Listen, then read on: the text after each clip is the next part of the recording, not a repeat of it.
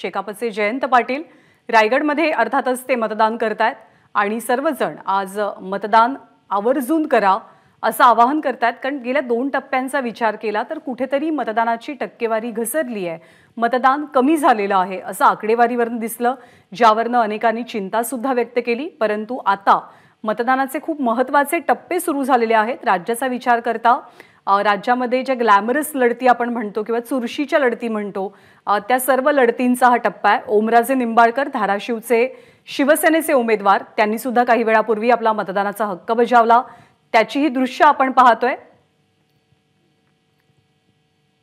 राज्यातल्या एकूण 11 जागांवरती आज मतदान पार पडतंय, ज्यामध्ये प्रामुख्याने लातूर, धाराशिव, सोलापूर, माढा लोकसभा मतदारसंघ, सातारा, सांगली, बारामती, कोल्हापूर, हातकणंगले, रायगड आणि रत्नागिरी सिंधुदुर्ग या मतदारसंघांचा समावेश आहे। एबीपी माझा, उघडा डोळे बघा नीट।